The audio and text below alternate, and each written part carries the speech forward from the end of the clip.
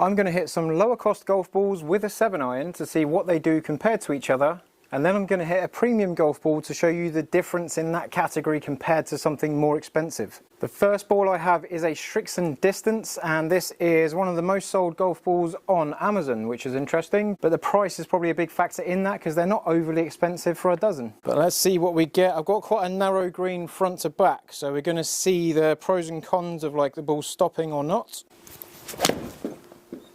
Struck that pretty good. Going up the green, it might have travelled a little bit too far. No, it's okay. So it lands and then it rolls out a little bit more than I would like. But a pretty good comparable strike. Wow, just tugged it over a little bit. So I want to get 2 decent shots with each ball. That one's not so decent. And there we go, pretty good. On the green and just rolling out. Ideally I want that ball to stop a little bit quicker. And then we go Srixon Soft Feel.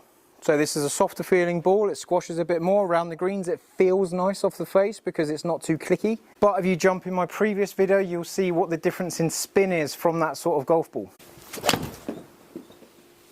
Felt pretty smooth off the face. Landing nice and close and just releasing past the pin. There we go, just turned it over a little bit.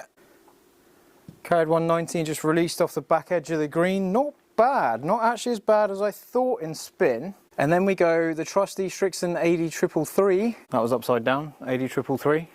Yep. Which when I used to work in a pro shop, which was a few years ago now, this was always the most sold 2-piece ball in the UK.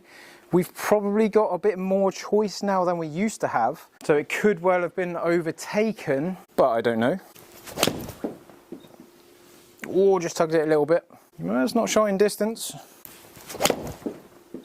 Yeah, there we go. Absolutely got through that one.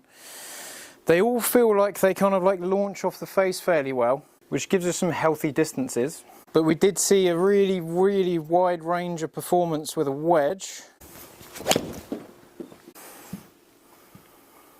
Okay, not bad, I'll take them. And then we go for the Costco Kirkland Performance Plus. Lots of golf balls for the money that you spend on them.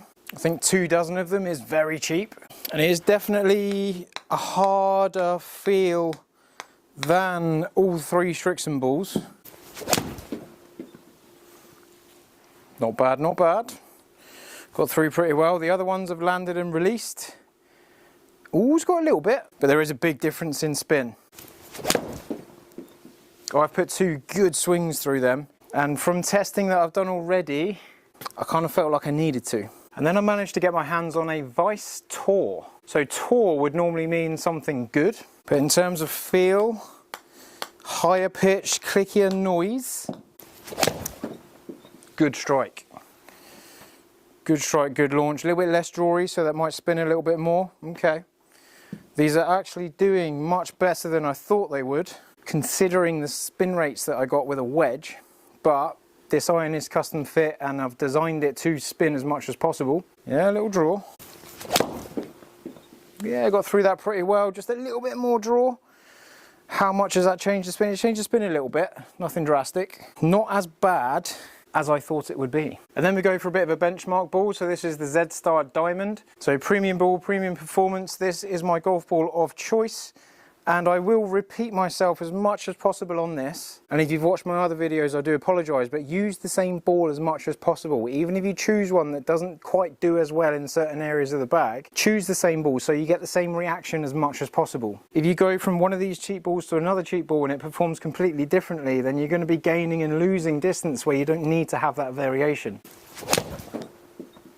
Different feel, I've pulled that a little bit.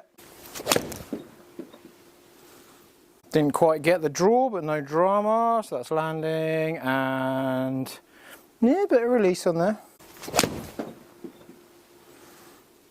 Comparable shot, not quite as much draw as the other ones, but that's okay. First one that's missed right. So I have to say, this is a small pool of data, but I just want to get a general idea. So the peak heights I'm looking at are 103, 107, Srixon Distance, Srixon Soft Feel, 80-333 jumps up to 112. And then in the other balls, we go back down in the Vice Tour at 109, 106 in the Kirkland, and 105 in the Z-Star Diamond. So 105 being our sort of like premium ball is about middle of the pack. So distances here do vary, so when you change golf ball, your distances will change. The shortest one is this one here, 185, is the Kirkland.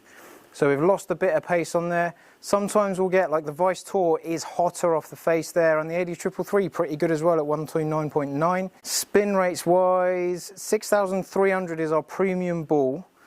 And then we got the nearest competitor is the Kirkland, and I've generally seen that the Kirkland is a higher spinning golf ball. I will be very interested to see what that does with a driver compared to the rest. But distance is our lowest spinning ball, so if you spin the ball too much and you want to cut through the air, like distance is going to do it. But do check out what it did with a wedge to also see potential compromises. Launch angles all around that 16, 17 mark, and then we go under 16 in the Z-Star Diamond, so it just stays on the face a bit longer. So it just launches that little bit lower on the face. Ball speed is about middle of the pack. We've got other balls that go faster at these speeds, but spin rate's a bit of a blend there. So we've got the lowest on the Z, lowest on the distance, and then actually they're in order. So they're in order of their performance there. So growing up gradually, ball to ball, distance, soft feel, 80333 Vice Tour Kirkland. Vice Tour, I'm not a big fan of the feel of it, and you need to check out the spin rates on the wedges to kind of see how that sits at the other end of the bag. And then on tomorrow's video, hopefully tomorrow for you guys, I will do the driver. But I did generally strike them all pretty well, so, and I have seen bigger drops in spin with other golfers if you don't quite strike it and then it drops even more.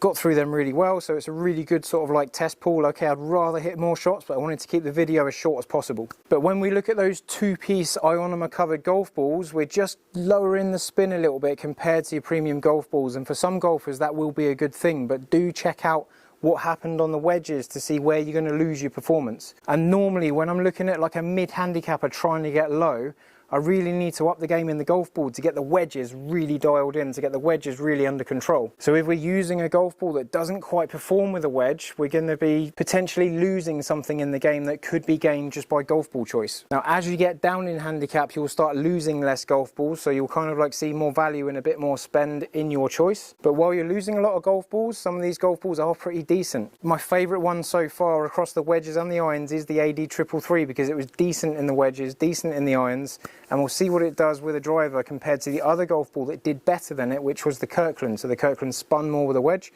and we got a healthy spin on an iron, but I need to see what that does with a driver to see if there's any losses there. But so far so good. What do you think? Do you use any of these golf balls? Do you use any of these as a backup golf ball? Let me know in the comments. That would be wonderful. Don't forget to like the video as well because it does really help the channel. Thank you.